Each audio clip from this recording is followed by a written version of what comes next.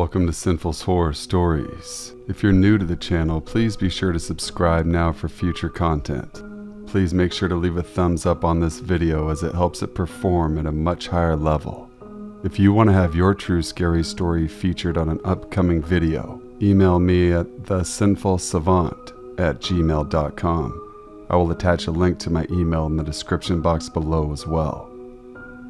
Sit back, relax, stay sinful. I used to work at a small neighborhood gas station. I was working an opening shift at 6 a.m. with my best friend. We were doing our normal opening stuff, and as the sun came up, I went to get some ice from the back.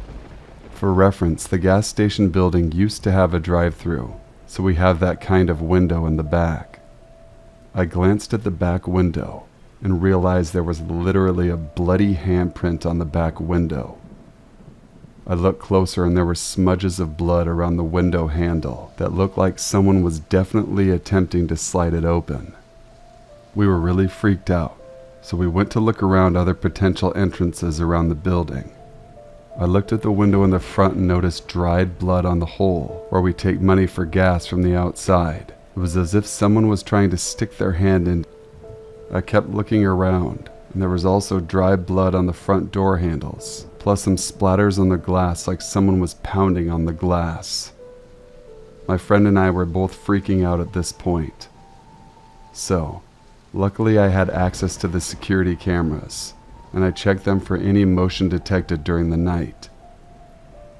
At 5 a.m. there was a motion capture.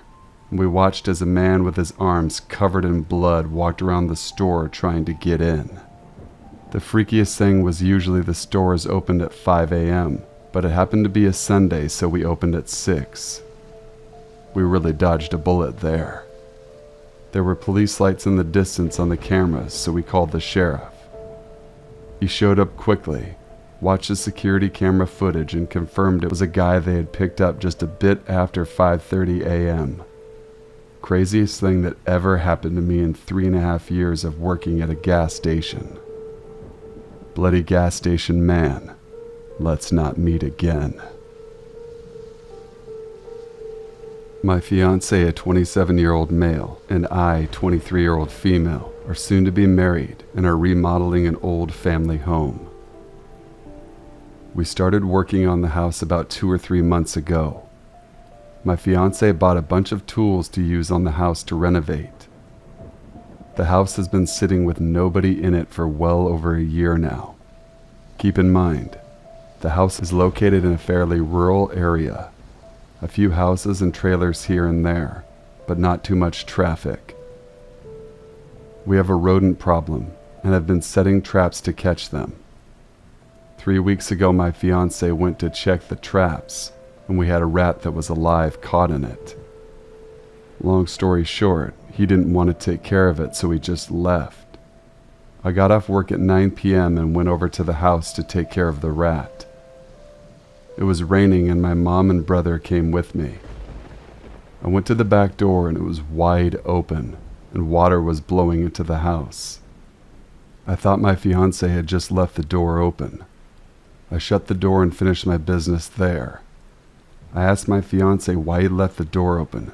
He looked at me and said, "I didn't." I called bullshit and left it at that. It didn't occur to me that somebody had possibly made a quick getaway. Fast forward to today. My fiancé and I went to our house to throw a whole bunch of trash and stuff into the dumpster we rented. When we went inside, we immediately noticed that some things were missing. Drills, sanders, etc. We realized that they had been stolen. We called my mom to tell her about it, and she filed a police report. What scares me so much about this is that everything began to click with that rat trap incident. Somebody had just been scoping us out. I would go to our house by myself on many occasions and always had the creeps and felt watched. My little brother even remarked that he felt watched there and asked if we were sure nobody was in there while we were gone. I noticed today when I was there alone that my dog was acting very nervous and suspicious. She wasn't running and playing like she usually does.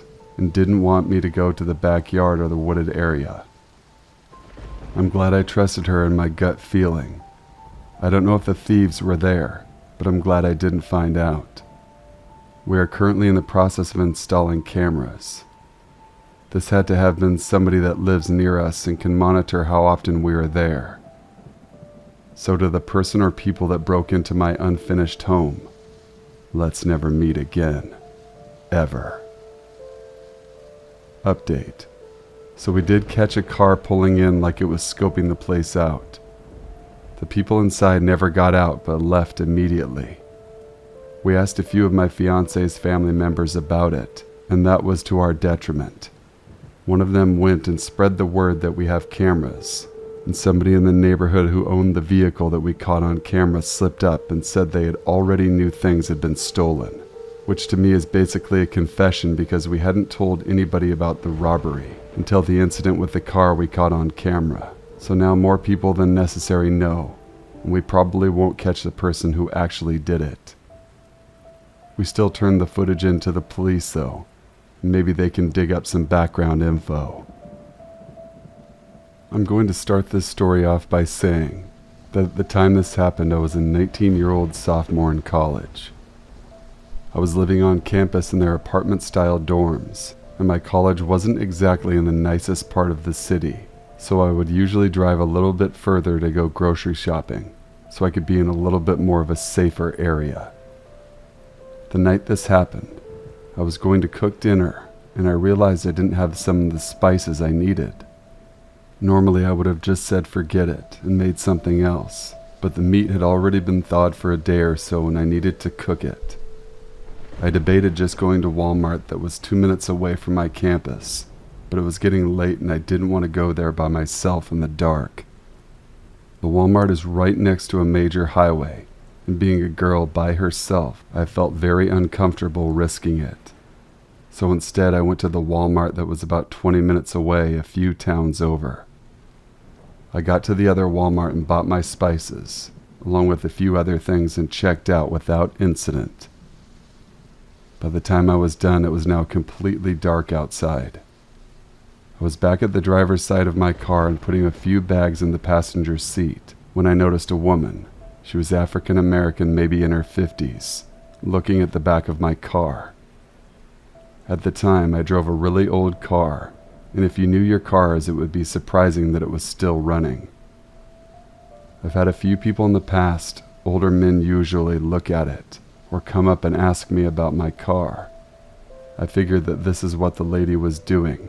I kind of ignored it until, out of the corner of my eye, I saw her come around my car and stop about 2 feet behind where I was standing.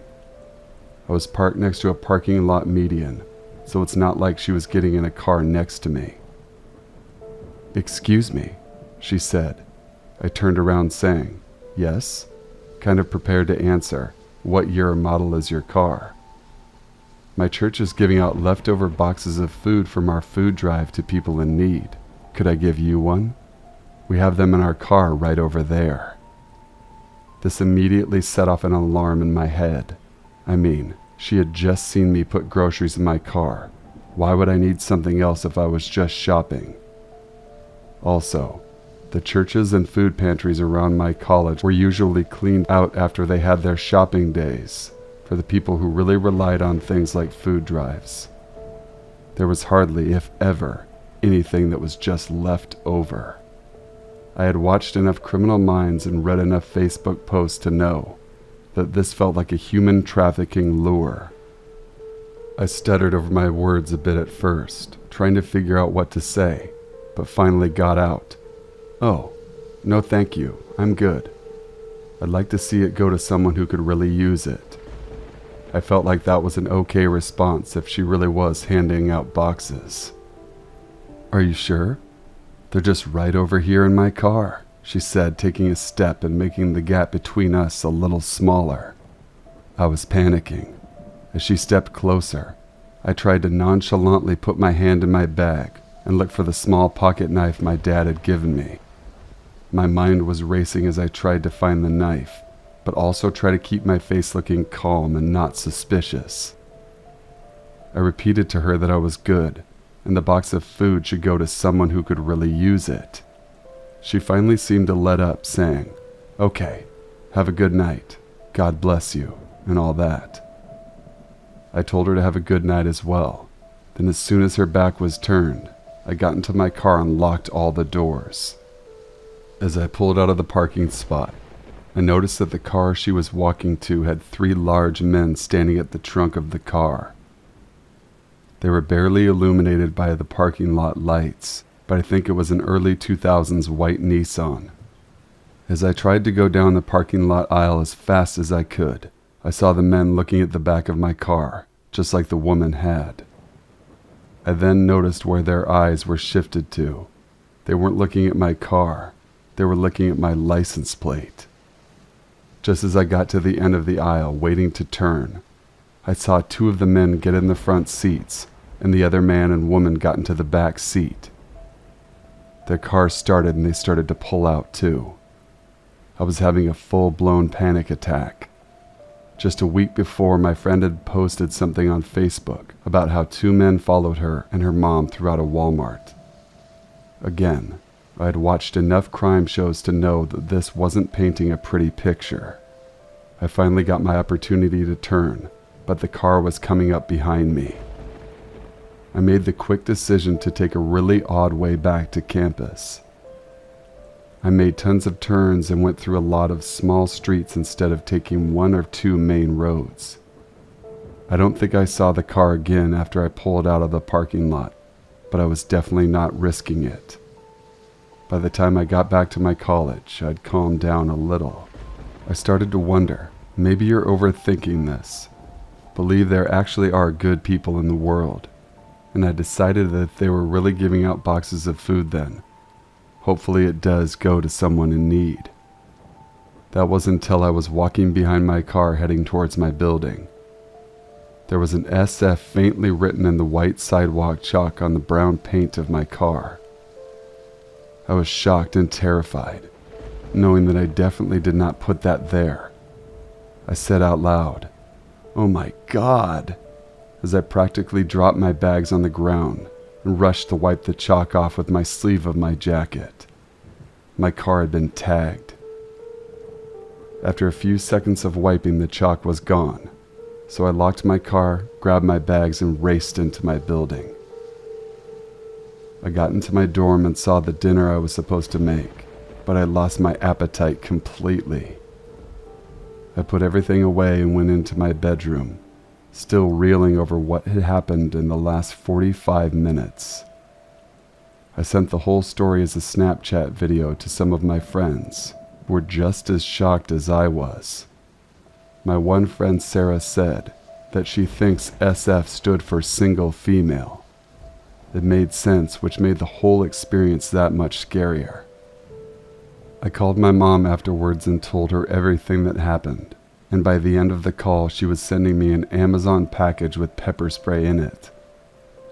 I didn't go out after dark or by myself for about 2 weeks after what happened. I'd have a friend from campus or work go with me, or I just wouldn't go.